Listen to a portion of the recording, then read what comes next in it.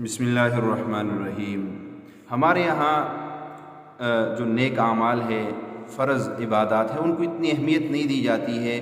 اس میں ایک حج بھی ہے کہ حج کو بھی جو ہے اکثر لوگ کرتے ہیں شوق سے، لیکن اکثر جو ہے اس میں کوتاہی بھی کرتے ہیں۔ لیکن آج میں آپ کو بتاتا ہوں کہ جس آدمی کے اوپر حج فرض ہو جائے اور اس کے باوجود وہ حج نہ کرے تو اس کے لیے کتنی سخت وعید اللہ کے نبی صلی اللہ علیہ وسلم نے فرمائی ہے، وَلِلَّهِ عَلَى النَّاسِ حِجُّ الْبَيْتِ مَنِ اسْتَطَاعَ إِلَيْهِ سَبِيلًا وَمَنْ كَفَرَ فَإِنَّ اللَّهَ غَنِيٌّ عَنِ الْعَالَمِينَ۔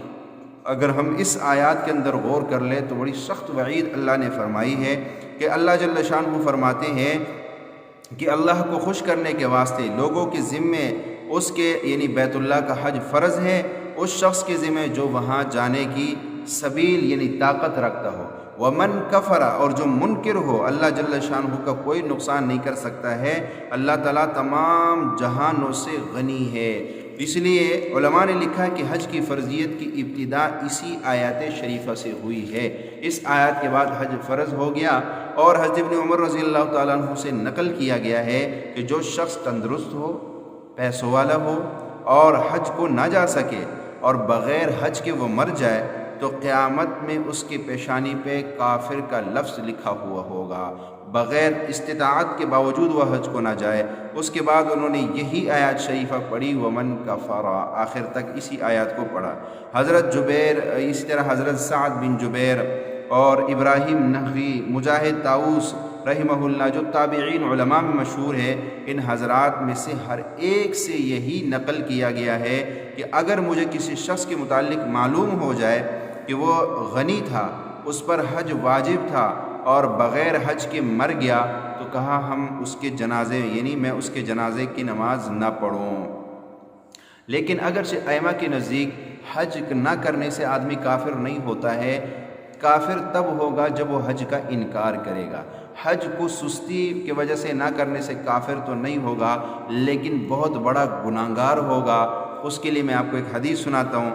عن علی رضی اللہ تعالی عنہ قال قال رسول اللہ صلی اللہ علیہ وسلم من ملک زاد وراحلة تبلغه إلى بيت الله ولم يحج فلا عليه أن يموت يهوديا أو نصرانيا وذلك أن الله تبارك وتعالى يقول ولله على الناس حج البيت من استطاع إليه سبيلا۔ حضور صلی اللہ علیہ وسلم کا ارشاد ہے کہ جس شخص کے پاس اتنا خرچ ہو اور سواری کا انتظام ہو کہ بیت اللہ شریف جا سکے اور پھر وہ حج نہ کرے تو کوئی فرق نہیں اس بات کا کہ وہ یہودی ہو کے مر جائے یا نصرانی ہو کے مر جائے۔ اس کے بعد حضور صلی اللہ علیہ وسلم نے اپنے اس ارشاد کی تائید میں یہ آیات پڑھی جو میں وَلِلَّهِ عَلَى النَّاسِ حِجُّ الْبَيْتِ۔ اللہ کے نبی نے فرمایا کہ وہ چاہے وہ یہودی مرے یا نصرانی مرے کوئی فرق نہیں ہے۔ اور دوسرے حدیث میں اللہ کے نبی نے فرمایا کہ عن ابی امامۃ رضی اللہ تعالی عنہ قال قال رسول اللہ صلی اللہ علیہ وسلم من لم يمنعه من الحج حاجة ظاہرة او سلطان جائر او مرض حابس فمات ولم يحج فلیمت ان شاء یہودیا او وان شاء نصرانیا۔ اللہ کے نبی صلی اللہ علیہ وسلم کے ارشاد ہے کہ جس شخص کے لیے کوئی واقعی مجبوری حج سے مانع نہ ہو، ظالم بادشاہ کی طرف سے روک نہ ہو، یا ایسا شدید مرض نہ ہو جو حج سے روک دے، پھر وہ بغیر حج کے مر جائے تو اس کو اختیار ہے چاہے یہودی ہو کے مرے یا پھر نصرانی ہو کے مرے۔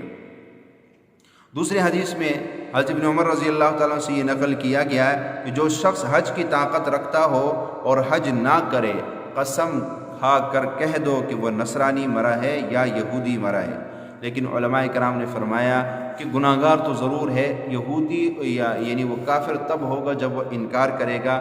یہ حضرت ابن عمر رضی اللہ تعالیٰ عنہ کی اپنی تحقیق تھی، لیکن جمہور علماء کے نزدیک حج نہ کرنے سے انسان کافر نہیں ہوتا ہے، ہاں انکار کرنے سے آدمی کافر ہو جاتا ہے۔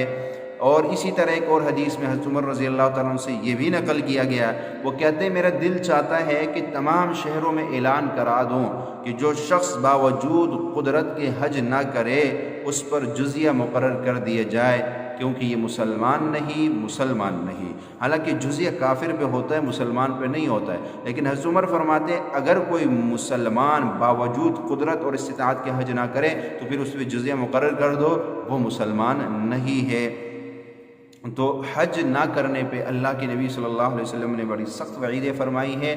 اگر اللہ نے ہمیں اتنی توفیق دی ہے کہ ہم بیت اللہ تک جا سکتے ہیں، واپس آ سکتے ہیں، اتنے پیسے ہمارے پاس موجود ہیں، تو ہم پہ حج فرض ہے، لہٰذا یہ حج کا فریضہ ہمیں پہلے ادا کرنا چاہیے۔ اور حج کے اندر جو پیسے ہم لگائیں گے، یقین جانی وہ اللہ اپنے پاس نہیں رکھے گا، وہ ہمیں دگنا کر کے لٹائے گا۔ اس لیے جو بار بار حج یا عمرہ کرتا ہے، اللہ اس کو غنی کر دیتا ہے، اس کو مالا مال کر دیتا ہے۔ جو شخص چاہے میں مالدار ہو جاؤں، وہ عمرے پہ عمرہ کرے، انشاءاللہ مالدار ہو جائے گا۔ تو اگر اللہ نے اتنی طاقت دی ہے اور اتنا پیسہ موجود ہے تو پھر حج جیسے اہم فریضے کو نہیں چھوڑنا چاہیے۔ اپنے مالی حیثیت علماء کرام مفتیان عظام کے سامنے رکھی جائے۔ اگر وہ کہہ دے ہاں تم پہ حج فرض ہے تو پھر ایک لمحہ بھی اس میں نہیں رکنا چاہیے، اور جتنا جلدی ہو سکے یہ حج جو فریضہ ہے یہ ادا کر دینا چاہیے۔ اللہ ان باتوں پہ عمل کی توفیق عطا فرمائے۔